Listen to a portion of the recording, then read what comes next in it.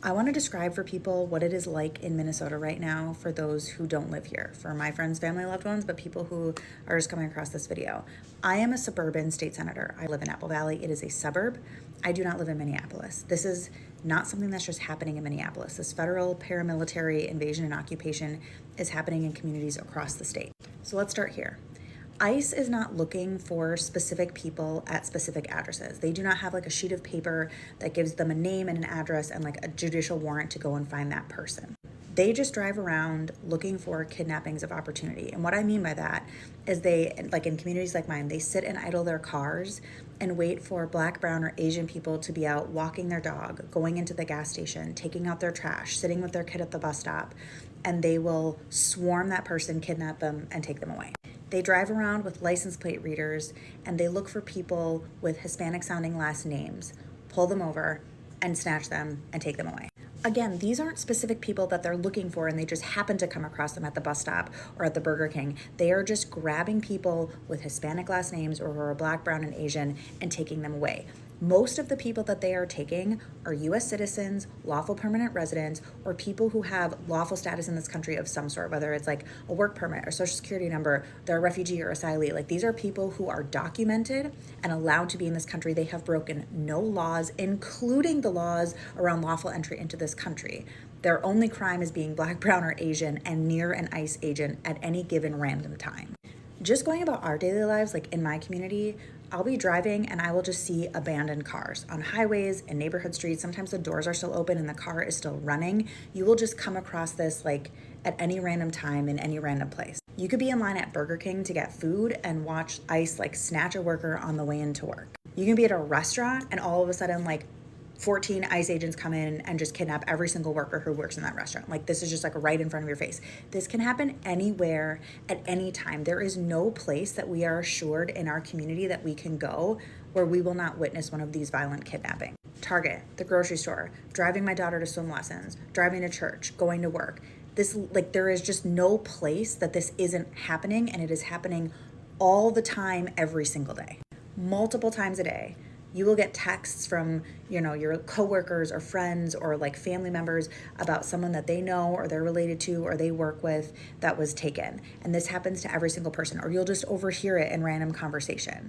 ICE sets up checkpoints in certain neighborhoods and looks at every single person's papers as they leave or enter the neighborhood. And I really want to note here that most people cannot prove their citizenship status at a moment's notice. A majority of Minnesotans do not have passports.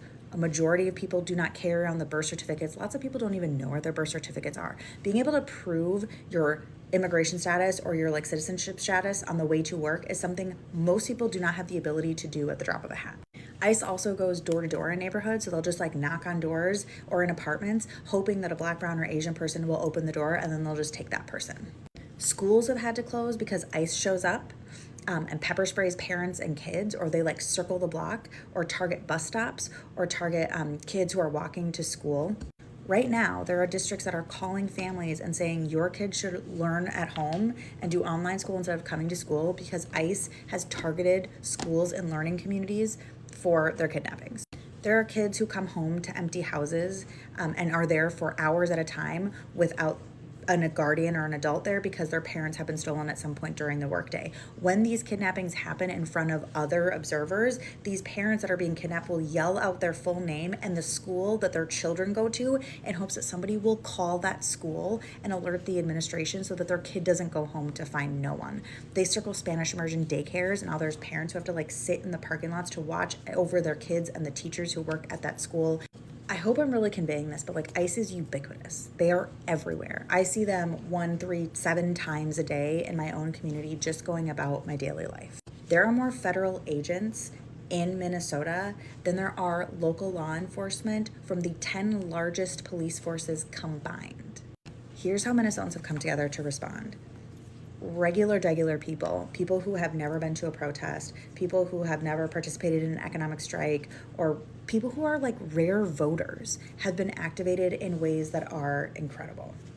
Grandparents carry whistles around in their cars because if they're going about their daily life and they see ICE, they can blow their whistles and warn the surrounding communities. Parents patrol bus stops and like form safety circles around schools to make sure that there's safe entry and exit and that they can get home safe. There's been a massive food donation and delivery infrastructure stood up, and we have organized rides to school and to work for people. There are people literally taking families into their homes. Like, people are fleeing their homes and then living with acquaintances or strangers for safety. So many kids are not going to school right now. Businesses are closing either because their workers all got taken, or they're too scared to come to work, or their customer base is completely gone. They won't go outside of their house. 6-month-old babies have been tear gassed because their parents were driving in their own neighborhood. There may be people outside of Minnesota who are thinking, when this comes to my state, I'm white, or I'm a US citizen, or I live in a suburb or a rural area or a neighborhood with few or no immigrants, and like, this is something I won't experience or I won't see. I'm here to dispel that myth for you. That is not the case. The ubiquitousness, the violent force and presence that ICE and DHS is in our communities is completely unavoidable, and none of the things I just mentioned will protect you from this federal invasion of a paramilitary.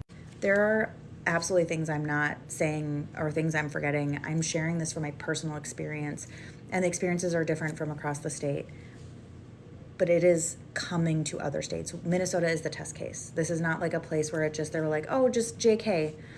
This will come to other states. Organize your communities now. Get with your people now. And also support Minnesota and help us stop this before it spreads.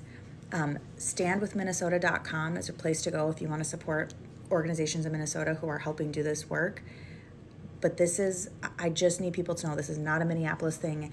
And the idea that like this is just a thing that's happening like in a few neighborhoods, like a few times a week, or just like, occasionally. No, it is everywhere, every single day. And there is literally nowhere you can go where you can be assured that you will not witness some sort of violent kidnapping or detainment, or you will not yourself be involved in it, even if you're just going about your daily life and have no intention of engaging at all in any observing or documenting or anything at all. This just runs up on you. They roll up on you in your community. It is so dangerous. It is so omnipresent. And I want people to be prepared.